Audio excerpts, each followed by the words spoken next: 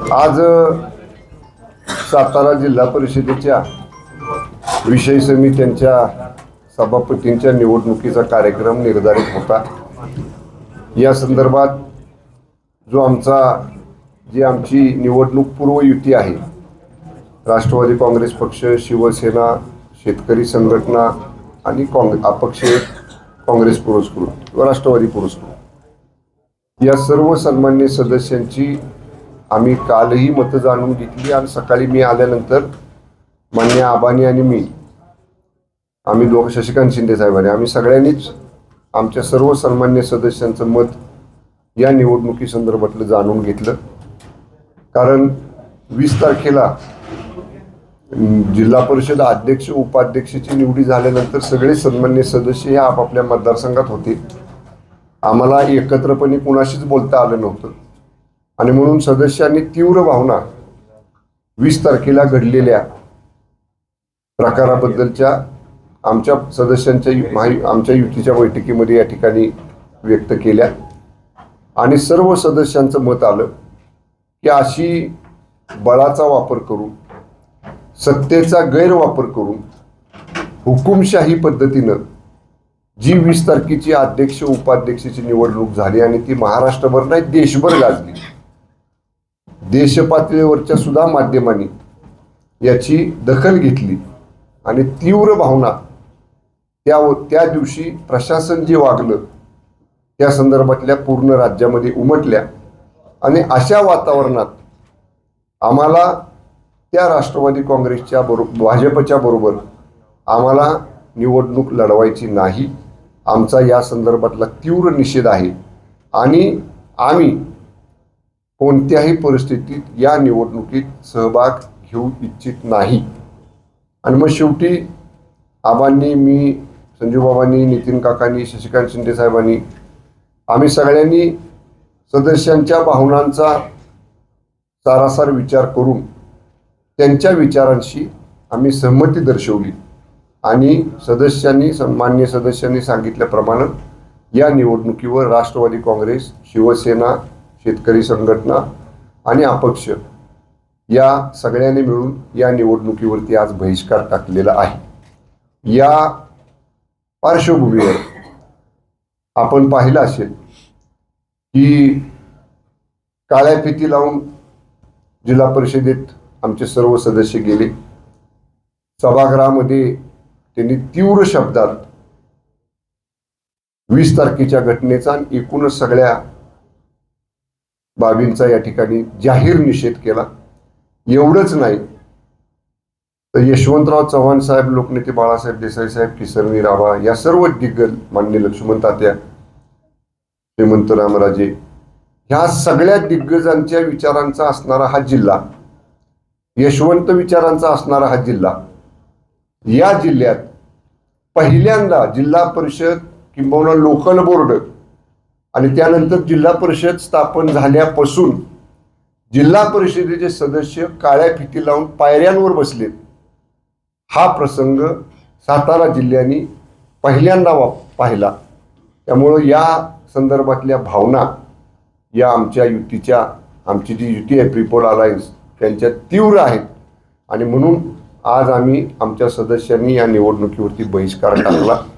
असं जरी असलं तरी कामकाज करताना आमचे सदस्य त्यात सहभागी होतील, जिल्ह्याच्या विकासाच्या प्रश्नावर आमचे सदस्य आवाज उठवतील, आमच्या सदस्यांवर अन्याय झाला तर त्या संदर्भात एका सदस्या संदर्भातला काही प्रकार घडला तर आमचे सगळेचे सगळे सदस्य त्या सदस्याच्या पाठीमागं जिल्हा परिषदेमध्ये उभे राहतील। एवढंच नाही तर मान्य आबा, मी, नितीन काका, संजूबाबा, शशिकांत शिंदे साहेब, आम्ही सगळेजण या सगळ्या सदस्यांच्या आम्ही पाठीशी पूर्ण ताकदीने या ठिकाणी उभं राहू।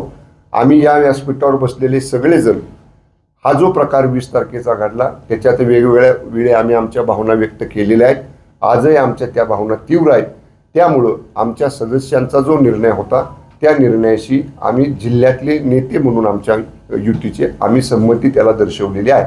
आपले काही प्रश्न असतील तर आबा बोलतील, 1 मिनिट बोला।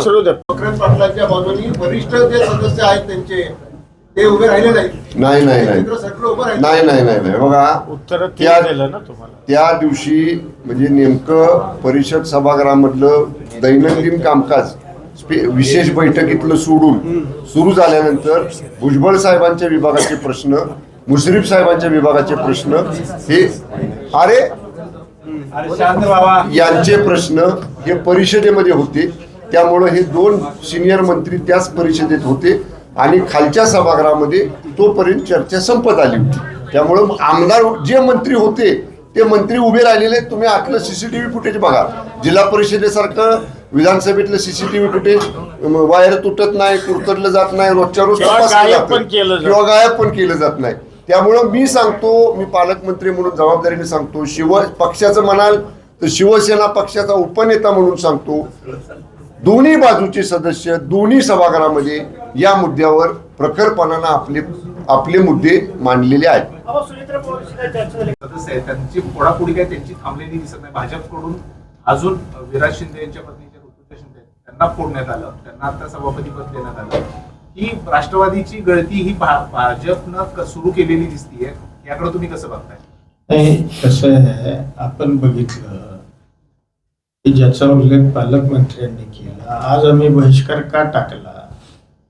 प्रशासनाचा प्रचंड वापर या मंडळींनी सुरू केला आणि त्यामुळं आज आम्ही त्या सर्व गोष्टींचा जाहीरपणाने निषेध केला की जो जिल्हा पुरोगामी विचारसरणीचा जिल्हा आहे, यशवंत विचाराचा जिल्हा आहे, या जिल्ह्यामध्ये जर लोकशाहीचा खून होत असेल तर हे आम्ही या जिल्ह्यातल्या मातीमध्ये आमचाही जन्म झाला, याच जिल्ह्याचे संस्कार आमच्यावर आहेत. त्यामुळं अशा पद्धतीचं राजकारण आम्ही कदापिही चालू देणार नाही. त्यांनी फोडाफोडीचं राजकारण केलंय, कशा पद्धतीनं त्यांचं राजकारण चाललंय, प्रचंड पैशाचा, प्रशासनाचा, बळाचा वापर करून प्रशासकीय त्यांनी या पद्धतीनं हा प्रयोग सुरू केलेला आहे. त्यामुळे त्याचा आज आम्ही जाहीरपणाने निषेध केलेला आहे. राज्यात तुम्ही मित्रपक्ष आहात, तिघही एकत्र युती आहे, तुमची माहिती आहे. असं असताना जिल्हा लेवलला अशा पद्धतीनं बीजेपी खाली उतरून तुमचे पक्ष फोडतंय किंवा तुमचे सदस्य फोडतंय, हे काय म्हणजे हे गंभीर आहे. तुम्ही पण सत्तेतच आहात ना, तुम्ही सत्तेत आहात, देसाई साहेब सत्तेत आहात. कसं आहे, या जिल्ह्यापुरतंच मी बोलले. मुळामध्ये जिल्हा परिषदेच्या निवडणुका ज्या वेळेला जाहीर झाल्या त्यावेळेला या जिल्ह्यातल्या भारतीय जनता पार्टीनं आम्ही स्वबळावर इलेक्शन लढणार असं त्यांनी जाहीर केलं. पालकमंत्री सन्माननीय पालकमंत्री महोदयांनी त्यावेळेला तिन्ही पक्षाच्या युतीच्या अनुषंगानं बैठका बोलवल्या होत्या. दुर्दैवानं ती मंडळी त्या बैठकीला उपस्थित राहिली नाहीत आणि मग प्रीपोल अलायन्स आमचं आणि शिवसेनेचं झालं आणि ते अलायन्स आज शेवटच्या क्षणापर्यंत टिकवणं ही आमच्या दोघांची नैतिक जबाबदारी होती. ती जबाबदारी आम्ही या जिल्ह्यामध्ये पार पाडण्याचा प्रामाणिक प्रयत्न केला. ते त्यांच्या पद्धतीनं लढले, आम्ही आमच्या पद्धतीनं लढलो. याच्यापेक्षा काही नाही. राष्ट्रवादीचे आज सभापती अर्ज भरलाय, ते कुणाचे नक्की तुमचे आहेत का भाजपचे?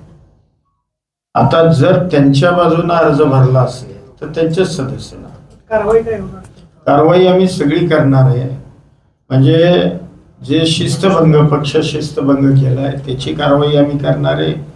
जे 20 तारखेला जी घटना, जी बेकायदेशीर अध्यक्ष उपाध्यक्ष त्या पदावर बसलेत, या संदर्भामध्ये सुद्धा आम्ही कोर्टामध्ये जाऊन सन्मान्य कोर्टाला आम्ही या संदर्भात न्याय मागणार. कामेश कांबळे आज गैरहजर ते नेमके पुण्यात आता ते गैरहजरच होते. त्या संदर्भामध्ये सगळेच संदिग्ध आहोत. आलं का लक्षात? बघूया काय पुढं. काही ते फॉर हॉटेलला पण होते, फॉर हॉटेलला पण होते. काही मंत्री महोदयांची त्यांनी भेट घेतली. आता आम्हाला काही माहित नाही. ते फोनला होते, ते त्यांनाच विचारा, कारण फोनला काय आम्ही नव्हतो. त्यामुळे ते कुठं होते काय हे आम्ही सांगू शकतो. कालपर्यंत वाटाघाटीच्या चर्चा सुरू होत्या, अशा प्रकारच्या गोष्टी नाही, काही वाटाघाटी काहीच नव्हत्या. तशा पद्धतीचा कुठलाही प्रस्ताव ना त्यांनी ना आम्ही अशी कुठल्याही वाटाघाटीची चर्चा झाली. भाजपची काय बैठक वगैरे झाली का? त्याची चर्चा ते सांगतायत ना वाटाघाटी नाहीत म्हणून, झाली का बैठक? सांगतायत ना मी नाही म्हणून. सांगितले ना, क्लिअर सांगितलं. अगोदरच्या बैठकीला शिपायांकडनं निरोप दिला होता म्हणून आम्ही गेलो नाही त्या बैठकीला असं म्हणजे अगोदर जिल्हा परिषद निवडणुकीच्या अगोदर जी एक बैठक जण झाली, बोलले त्या- तर उत्तर दे. त्या हा? बैठकांना तुम्ही शिपायांकडनं निरोप मला दिला येतो म्हणून आम्ही प्रश्न. त्या बैठकांना गेलो नाही असं दोन्ही मला प्रश्न आहे. एक मिनिट. बैठकीची निरोप मान्य आबांनी किंवा आबांच्या कार्यालयातनं दिलेले नव्हते. पहिली गोष्ट, त्याला प्रश्न विचारला म्हणून बैठकीची निरोप मी माझ्या पालकमंत्री कार्यालय सातारा जे अधिकृत आहे त्या कार्यालयातनं निरोप दिलेले होते. माझ्याकडं त्या निरोपाच्या नोंदी आहेत. कुणाच्या स्वीय सहायकाकडे निरोप दिला, कुणाच्या कुठल्या व्यक्तीजवळ निरोप दिला, शिपायाजवळ किंवा आमच्याकडच्या शिपायानं असा निरोप दिलेला नाही. याचा साहेब आपण म्हटलं की आजच्या निवडणूक प्रक्रियेवर आम्ही बहिष्कार घातला पण प्रत्यक्ष त्या ठिकाणी आपले सदस्य जे होते काँग्रेस राष्ट्रवादीचे आणि शिवसेनेचे त्यांनी सांगितलं की आम्हाला अर्ज भरायला जाऊ दिलं नाही. आज त्या प्रक्रियेपासून आम्हाला रोखलं. नाही असं नाही. ते अध्यक्ष आजच्या नाही नाही मी सांगतो विषय असा आहे की अध्यक्ष उपाध्यक्ष निवडीला तुम्ही मोबाईल अलाव करता सभागृहामध्ये. काही लोकांना काही लोकांना विशिष्ट लोकांना तुम्ही सभागृहामध्ये मोबाईल अलाव केले आणि आज सभापती निवडीला तुम्ही मोबाईल आमच्या सदस्यांना नेण्यापासून त्या ठिकाणी रोखलं. त्यामुळे आमच्या सदस्यांनी तिथं निषेध केला, घोषणा दिल्या. आलं का लक्षात? त्यामुळं जे प्रशासनाचा जो या जिल्ह्यामध्ये दुजाभाव चाललेला आहे याकरता या संदर्भामध्ये आमचे सदस्य घोषणा देत होते, सभागृहात गेले, तिथं निषेध नोंदवला आणि आम्ही अर्ज न भरता तिथून निघून आलो. सदस्य कारण मुळामध्ये 12च्या नंतर आमचे सदस्य सभागृहात जाऊ शकले. 12:10 आलं का लक्षात? त्यामुळं या सगळ्या घटनेचा निषेध आमच्या सभासदांनी तिथंच केला. साहेब आबा सदस्यांचं म्हणणं असं आहे की आम्हाला फॉर्म भरायचे होते पण आम्हाला पोचू दिलं नाही तिथपर्यंत. प्रशासनानं खाली आमचा अर्धा पाऊण तास घेतला, तिथनं पुढे वर आलं, त्यामुळे आम्हाला पोचू दिलं असं सभासदांचं हो बरोबर आहे. मुळामध्ये त्यांना तिथं विहित वेळेत पोचूच द्यायचं नव्हतं. आलं का लक्षात?